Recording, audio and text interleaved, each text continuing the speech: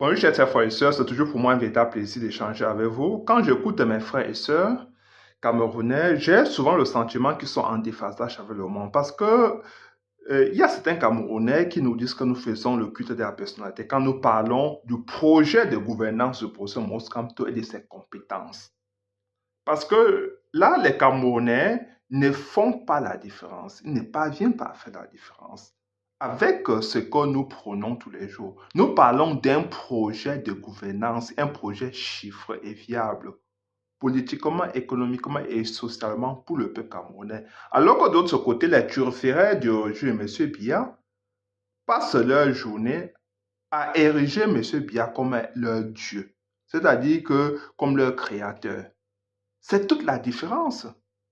Les turférets du régime ne vous ont jamais parlé, je veux dire les turférets de M. Biya ne vous ont jamais parlé d'un projet que M. Biya a conçu, a mis en place. Donc il ne faut pas confondre les choses. Et même, je vais vous dire une chose, les hommes font la différence. Et oui, les grands hommes font la différence, comme les petits hommes font aussi la différence, mais dans le sens négatif. C'est-à-dire que quand vous voyez des pays qui se trouvaient dans la dictature, qui un jour au lendemain se transforment en une démocratie, c'est parce qu'à la tête de ces pays sont arrivés des grands hommes. Parce que les institutions fortes et crédibles se bâtissent par des grands hommes. Alors que des petits hommes, c'est-à-dire des hommes forts sont des petits hommes. Ils mettent en place une dictature. C'est le cas du Cameroun où vous avez M. Biya et Amadou Ejo. Vous avez deux présidents qui sont arrivés dans le même contexte. C'est-à-dire qu'ils ont été imposés par la France. C'est-à-dire qu'ils n'émanent pas du peuple camerounais. C'est-à-dire que la France contrôle toutes les actions. Mais vous avez Amadou Ejo qui a conçu son pays, même avec le peu de ressources qu'il pouvait avoir à disposition, même avec le contrôle de la France, il a pu conçu son pays, il avait une ambition, une vision pour son pays. Il a dit, malgré le fait que la France m'a imposé et que je n'ai pas des coups de franche pour pouvoir développer mon pays, je vais essayer à ma manière de faire quelque chose. D'autre côté, vous avez M. Biya qui a déconçu tout le pays. C'est-à-dire que le pays est en lambeaux aujourd'hui à cause de lui. Notre pays vole aux éclats parce qu'il n'avait aucune vision. Il n'a jamais pensé grand pour notre pays. Amadou Ejo, malgré le fait qu'il était contrôlé par la France, voulait hisser son pays au plus haut. Il voudrait que son pays devienne la première puissance africaine. C'est ça toute la différence. Avec M. Biya, qui a laissé tous ses amis capter toutes les ressources de notre pays, qui n'avait aucune vision. C'est-à-dire que quand il est arrivé au pouvoir, il a dit, OK, je vais en profiter des prérogatives du président de la République, je vais jouer des ressources de l'État et ça suffit, je vais laisser mes amis mener leur vie et surtout faire tout pour pouvoir rester au pouvoir aussi longtemps que possible. C'est-à-dire que son ambition, c'était de s'éterniser au pouvoir. L'ambition de Amadou Ejo, c'était de hisser son pays, c'était que son pays soit respectable à l'échelle internationale. C'était que son pays se développe. C'était que son peuple soit épanoui. C'est-à-dire que c'était son idéal, c'était l'idéal d'Amadou Ejo, qui est totalement en déphasage. Je veux dire que c'est aux antipodes de l'idéal de M. Biya, qui a comme idéal de s'éterniser au pouvoir, de rester au pouvoir aussi longtemps que possible. Même s'il faut être, même s'il faut se positionner contre la volonté du peuple camerounais, même s'il faut servir plutôt les intérêts des Occidentaux plutôt que de servir les intérêts du peuple camerounais, il est prêt à tout, hein. Et c'est ça qu'il a fait depuis 42 ans. Vous voyez que des grands hommes font la différence, mais j'y vais même trop loin. En Afrique du Sud, il a fallu que Nelson Mandela sorte de la prison pour que les Sud-Africains sortent un peu la tête de l'eau. Et oui, ils ont attendu 27 ans. Un seul homme. C'est pour dire que des hommes comme Maurice Kamto, comme Nelson Mandela, je veux dire, naissent chaque 100 ans. Chaque 100 ans, ça c'est pas l'affaire de tous les jours. C'est pas qu'un jour au lendemain, vous pouvez vous lever et dire que nous avons un autre Maurice Kamto. Non, Parce qu'il y a des hommes compétents qui ne sont pas honnêtes. Il y a des hommes honnêtes qui ne sont pas compétents. Je n'en doute pas qu'il y a beaucoup d'hommes honnêtes au Cameroun. Nos Bayam Salam, nos mamans qui vendent au marché, certains commerçants ambulants, ils sont honnêtes, mais peut-être ils ne sont pas compétents, peut-être ils n'ont pas eu la chance d'aller à l'école, peut-être ils n'ont pas eu la chance d'apprendre.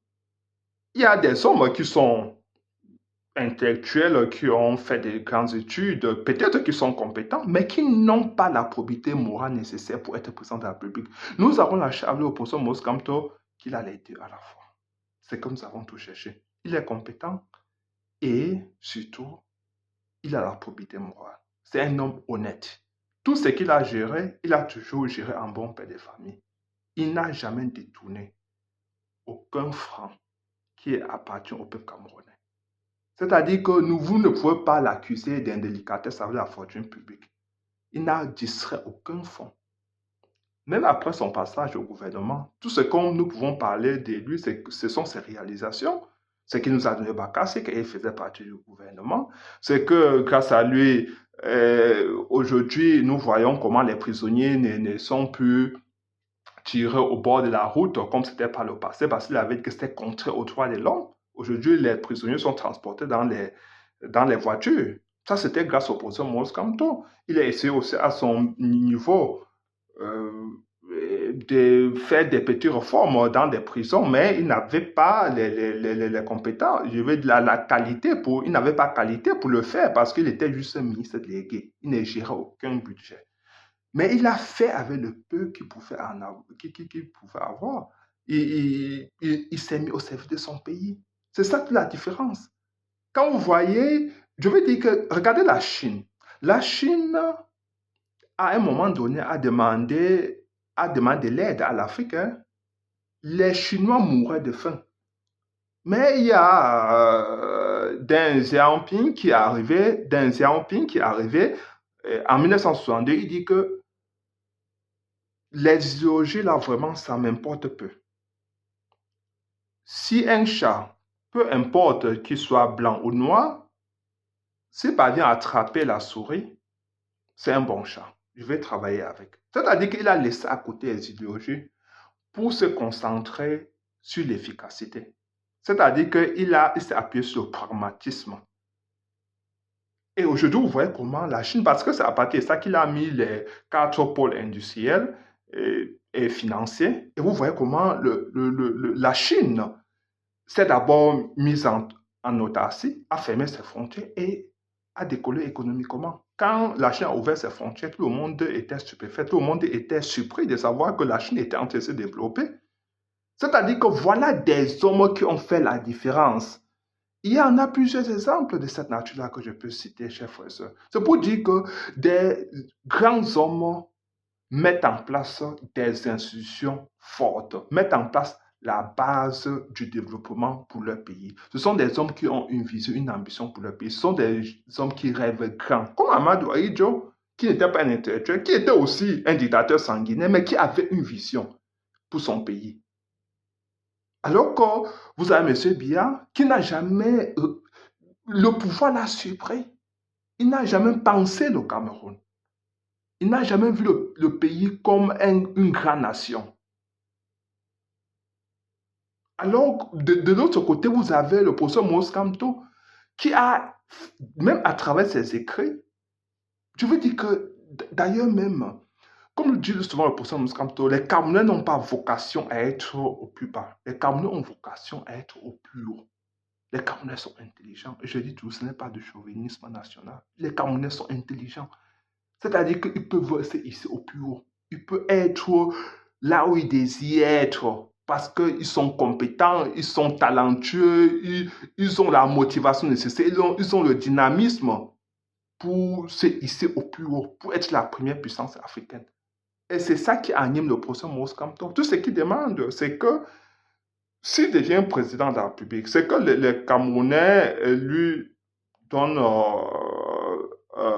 leur confiance. Je veux dire que les Camerounais, l'opposant Samp demande à ce que les Camerounais travaillent pour qu'il arrive au pouvoir. S'il arrive au pouvoir, vous allez voir comment le pays va décoller économiquement parce qu'il va laisser tous les Camerounais travailler. Il va donner la chance à chacun de pouvoir se mettre au service de son pays. Les Camerounais sont talentueux à tous les niveaux.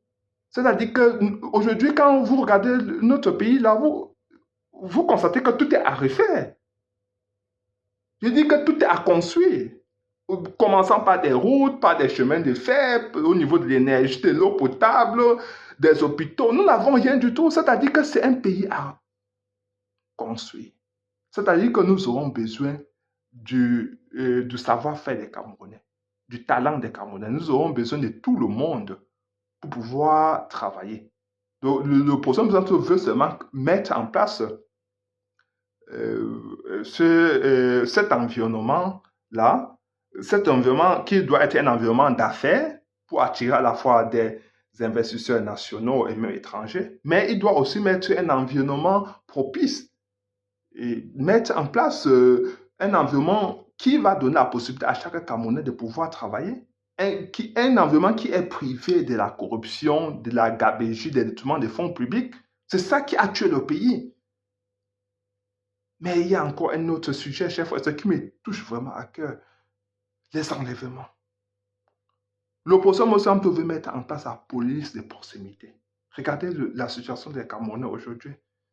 Les enfants disparaissent tous les jours. Même les adultes disparaissent. Ils demandent des ravisseurs qui demandent des rançons, 600 000, 1 million, 4 millions, parce que l'État n'existe plus. Parce que la police, au lieu de travailler, la gendarmerie traque plutôt les opposants. Ce n'est pas la faute des policiers, des gendarmes ou des militaires, mais c'est que le régime qui est en place a plutôt une mission.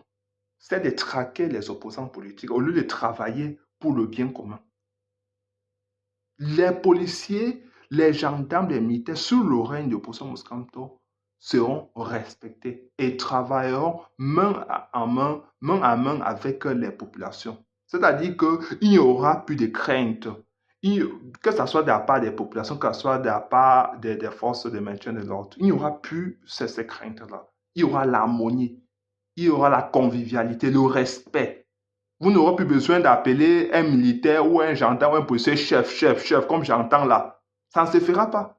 Vous aurez juste besoin de dire, monsieur, le policier vous appelez aussi monsieur. Monsieur, pouvez-vous présenter votre pièce d'identité? Bonjour, monsieur, pouvez-vous présenter votre pièce d'identité? Après avoir présenté, il va dire, oui, monsieur, c'est complet, c'est gentil, au revoir. Vous n'aurez plus besoin de payer de l'argent alors que vous avez vos pièces complètes. Vous n'aurez plus besoin d'entrer dans une chaîne, dans un cycle de corruption. Sous le règne de Poso Moscamto, tout cela sera extirpé de notre société, sera éradiqué. Il faut que ça soit bien clair. Mais nous avons besoin de ça parce que c'est la base sine qua non. C'est la condition sine qua non pour que notre développement soit possible. S'ils ne sont pas épargnés de la corruption, des détournements des fonds publics, de la gabegie financière, de tous ces gens-là qui sont autour du président et qui pensent avoir le plein pouvoir, qui ont le droit de vie ou de mort sur leurs compatriotes, si nous n'éradiquons pas tous ces fléaux-là, nous ne pouvons pas avoir un Cameroun viable économiquement, socialement et même politiquement. Nous avons besoin d'un Cameroun qui soit privé de tous ces maux. Et cela passe par le professeur Moscamto. C'est un homme de droit. C'est un homme qui respecte les droits de l'homme. C'est un homme qui est habité d'un humanisme qui ne fait l'ombre d'aucun doute. C'est un homme qui a une probité morale en soi. Et même dans la gestion de tout ce qu'il a eu à toucher, il dit que toutes les affaires publiques qu'il a eu à gérer, il a fait en bon père de famille. Il a fait en respectant, en respectant la loi. C'est-à-dire qu'il n'a jamais en porte-à-faux avec la législation nationale. Jamais. Il a toujours su et il a appliqué dans sa vie. Il a toujours su que la chose publique était sacrée et qu'il faudrait être respectueux de ces choses publiques-là. L'a géré en bon père de famille. C'est ça qu'il a toujours fait de toute sa vie, chers frères et sœurs. Donnons-nous cette chance d'avoir un tel homme comme président de la République. Vous verrez que notre situation changera drastiquement. Qu'on ne vous mentez pas. Parce qu'il y a certains qui nous disent que non, on l'érige comme le Messie. Non, c'est pas qu'il est le Messie. Maurice Kamto n'a rien d'un Messie. Il ne veut même pas d'abord que vous le considériez comme Messie. Il a un programme de gouvernance chiffré, crédible. Il est compétent. Vous connaissez toute sa trajectoire. Mais qu'est-ce que vous voulez encore? Et en même temps, vous savez qu'aujourd'hui, il a conquis l'espace national, c'est-à-dire qu'il est allé à la rencontre de ses compatriotes. Ce n'est pas quelqu'un qui reste chez lui envers ses cravates et dit que, ok, ça, comme je suis compétent, j'ai un projet de gouvernance, ça suffit. Non, il faut le vendre. Et il a vendu en 2018. Il faut vendre ce programme de gouvernance pour que le peuple camerounais. Vous croyez que nous soutenons le professeur Maurice Kamto, pourquoi? Vous croyez que nous prenons de notre temps pour soutenir le professeur Maurice Kamto, pourquoi? Alors que nous avons beaucoup de choses à faire. C'est pas que certains vont croire que peut-être je n'ai rien à faire quand je parle ainsi. Ou bien que même ceux qui regardent cette vidéo n'ont rien à faire. Non, nous aimons tous notre pays. Nous voulons un mieux-être pour notre pays. Nous pensons que nous devons faire mieux et que nous avons vocation à faire mieux. Que nous ne méritons pas ce que nous expérimentons depuis 42 ans. Que ça suffit, qu'il faut abréger nos souffrances. Donc, vous voyez ici que, chers frères et sœurs, nous devons faire confiance au professeur Maurice Kamto. Il n'est pas le Messie, il n'est pas un Dieu, mais c'est une personne qui, à un moment de notre histoire, a décidé de se mettre au service de son pays. Nous sommes à la croisée des chemins. Nous devons nous appuyer, faire course autour de cet homme-là. Vous allez voir que notre pays va se développer très rapidement. Je dis que des grands hommes font la différence. Des grands hommes mettent en place des institutions fortes et crédibles, alors que des petits hommes, ceux qu'on appelle généralement les hommes forts, mettent en place la dictature. Et la dictature ne contribue qu'à la déconstruction du pays et au sacrifice du peuple. C'est ce que la dictature fait et rien d'autre. Et nous avons un cas patent au Cameroun. Regardez la situation de notre pays au Cameroun aujourd'hui. Je m'arrête à ce niveau parce que plus je parle, plus je suis dans les nerfs et plus mon rythme cardiaque monte en puissance et je risque de tomber devant vous alors que je pense que 2025, c'est le tournant historique que nous devons le gérer avec patriotisme et surtout avec détermination. Chers frères et sœurs, soyons prêts à nous inscrire massivement sur les électoraux en janvier 2025. Soyons prêts à voter massivement pour le professeur Maurice Kamto et soyons aussi prêts à défendre notre vote. Défendre notre vote, ça veut dire, après avoir voté, restons mobilisés, remplissons les rues jusqu'à proclamation des résultats. Mieux vaut suspendre ces activités professionnelles, commerciales, tout ce que vous voulez, pendant 1 ou 3 mois, pour avoir finalement un président de la République qui va travailler pour vos intérêts, que de continuer à fonctionner dans ce pays-là, dans le Cameroun d'aujourd'hui, qui est une jungle aujourd'hui. Des enlèvements, des disparitions, alors qu'il y a la flambée des prix sur le marché, l'inflation, M. Biya procède à une augmentation systématique des impôts, des taxes à tous les niveaux. Tout cela pour tuer les entreprises, les petites entreprises, les petites et moyennes entreprises camerounaises, les initiatives camerounaises qui étaient en train de naître, tout cela va mourir. Parce que M. Biya pense, le régime M. Biya pense que qu'en le faisant, ils vont continuer à garder leur train de vie à la princesse. C'est-à-dire se pavaner en Occident, dans les hôtels de luxe, rouler dans des voitures de luxe, avoir des bons de carburant, des millions d'hectolitres de bons de carburant pour se pavaner partout avec leur maîtresse. Nous ne pouvons pas voyager dans des avions en étant en business class. Nous ne pouvons pas continuer à financer ces gens-là. Nous devons mettre fin à ça. Nous devons mettre fin à ça. Nous ne sommes pas venus sur la terre pour donner l'espace à ces gens-là. pour travailler pour ces gens-là. Nous ne pouvons pas accepter encore ça. Nous ne pouvons pas accepter ça, chers frères et sœurs. Donnons-nous l'opportunité d'avoir finalement un président de la République qui va travailler pour nos intérêts, qui va défendre nos intérêts, qui va développer notre pays, qui va respecter finalement le peuple camerounais, qui va nous respecter. Nous avons besoin d'être respectés. Nous avons besoin d'un président humaniste. Nous avons besoin d'un président qui travaille pour nos intérêts, chers frères et sœurs. Donnons-nous cette chance d'avoir opposition comme président de la République. Partagez ma cette vidéo et surtout abonnez-vous. Ciao.